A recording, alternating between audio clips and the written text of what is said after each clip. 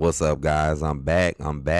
Yes, I'm actually catching up early. I know we're not used to this with me, but I was in my mind thinking like I do need to put a little more effort in, and maybe y'all will care a little bit more if I care a little bit more. And plus, me getting these wrestling reviews out the way early is actually a good thing for me because then it gives me more time to do other stuff I need to do instead of now it's time for me to do other things, but now I'm behind like 3 or 4 videos, and you know that stuff takes time and the upload and all of that. Well, and it's fresh on my mind too. You know, I did watch this whole episode. This episode came out early. This is the Raw for June 22nd. The headline for the day was Seth Rollins and Joe Hendry helped the Street Profits capture World Tag Team titles from the Division. So already out the gate is making the Street Profits look weak as hell and like they can't beat nobody on their own. They just had to let it be known in the headlines that Seth Rollins and Joe Hendry helped them win. So making the Street Profits look like shit already out the gate. If you really wanted the Street Profits to look good, they wouldn't need no help. You get help. Come on, man. This stuff is stupid.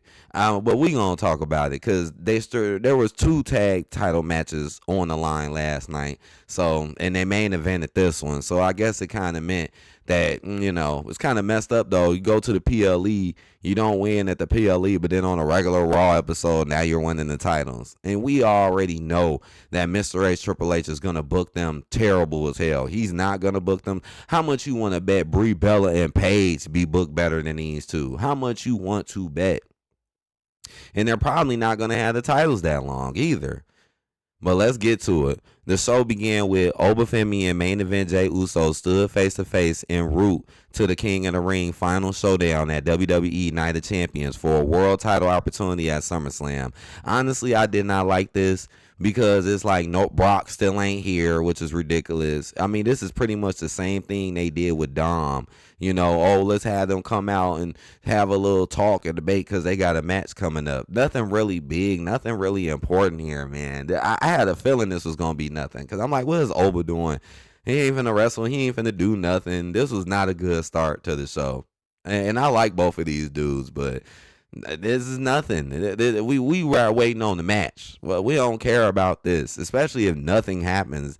Just words being said and nothing happened. Anyways, women's WWE Tag Team Champions Paige and Brie Bella defeat Lyra Valkyria and Bayley. Valkyria attacked Bayley. And now that's strange. Like Lyra literally just fought for the Intercontinental title last week, lost, and then now gets to get another title shot for the tag belts. Like, who does that? Who loses one belt and then next week gets into another match to try to win a different belt? Anyways, they didn't win. Paige and Brie Bella has been on a winning spree. They defended the belts a decent amount of times, I will admit, but they keep winning all easy, and they not really good in the ring.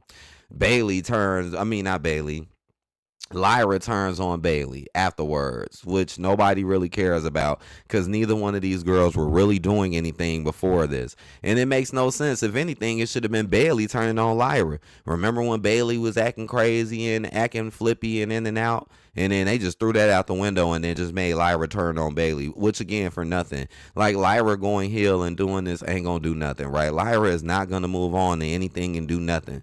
And if you set up a match between Bayley and Lyra, that'll just be a big waste of our time. You see, Lyra just lost 2 title matches in a row.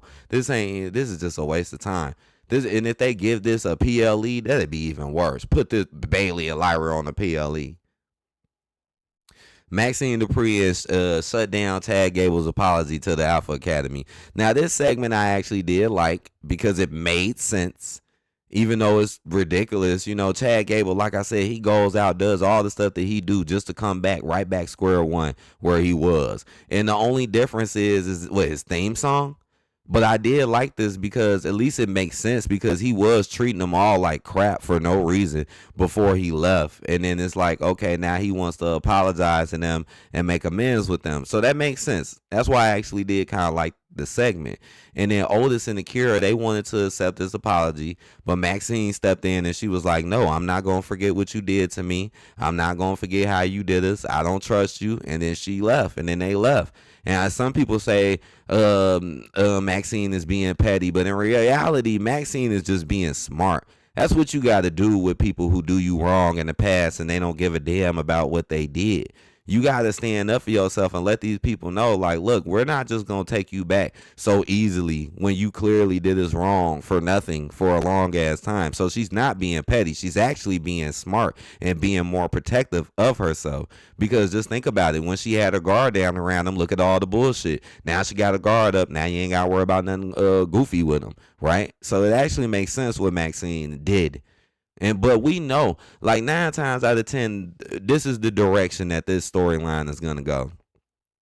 9 times out of 10, magically you're gonna see Otis or Kira or even Maxine in some match or something. They're gonna be in some feud, some match, some brawl, and then more than likely, Chad is gonna come to the rescue and save them, and then that's what's gonna build up their trust back in Chad. I think that's what's gonna happen. Like something's gonna happen to them where they're gonna need someone to help, and then Chad's gonna run in and help them. That's my prediction. Ethan Page defeats Dragon Lee. Duh. Well, I mean, a waste of time match. You know damn well they're not gonna let Ethan Page go over on Dragon Lee. Dragon Lee go over on Ethan Page. When they hear go, what have they been doing with Dragon Lee? Nothing. They're literally doing nothing with him. But haven't they been doing a lot with Ethan Page? So you know Dragon Lee wasn't gonna win this match. A big waste of time. Danhausen campaigns to become the Prime Minister of England. Who gives a shit? Seth Rollins discusses steel cage match against Braun Breaker. I forgot they got that steel cage match coming up. I mean, it really doesn't matter because there ain't no titles on the line. Like, who really cares about the match, right? Who cares if Seth wins? Who cares if Braun wins? Here go again where the storylines don't matter and how the people are built don't matter. They just want you to get excited over a steel cage match. That's it. Io Sky dropkicked women's world champion Liv Morgan out of the ring prior to their high stakes Queen of the Ring final match at WWE Night of Champions. So yeah, Io came out. She was talking about being queen. Liv comes out. They have a little spat, little disagreement. It turns into a fight. It turns into a brawl. And Io, I think, gets the upper hand on her. And that was about it. They just had their little spat, their little quick little brawl before their Night of Champions match. That still doesn't make no sense. Liv Morgan has this belt since WrestleMania and has not put that title up yet. That is so ridiculous. Mr. H will let Liv Morgan just hold on to the fucking title and never defend it. Never. Roman done defended his title like 2 or 3 times already. Cody done defended his about at least 2 times since WrestleMania. And this girl ain't did nothing. Rhea defended it once. It's crazy. JD McDowell gets electrocuted when he and Dominic Mysterio confronted Danhausen in his laboratory. So Danhausen, to remember, took their money because they wanted him to curse Obafemi, and he didn't curse him and just took the money. So now they're confronting him mad because they want their money back. And then, JD ends up getting electrocuted. So this just keeps constantly happening. It happened to The Miz. It happened to Kit Wilson. Now it's happening to JD. Now, even though I will admit, this is still kind of funny, man. Because just the way JD was acting was hilarious. Like when Adam Pearce came in and he was like, man, get this man a doctor. He was like, because he was acting effed up.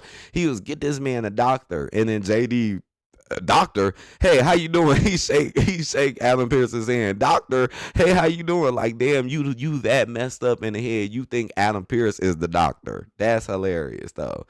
Who's next on the list?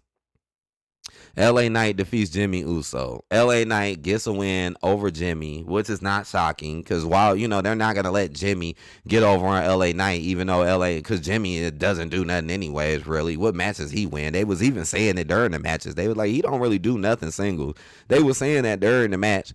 But it's still kind of sad that LA Knight, well, at least they protected him, though, with Solo. Solo comes out, messes up him. LA Knight wins. So Jimmy still got protected. LA Knight wins. And this whole thing is still going on with LA Knight and Solo and them. And we don't know what the hell.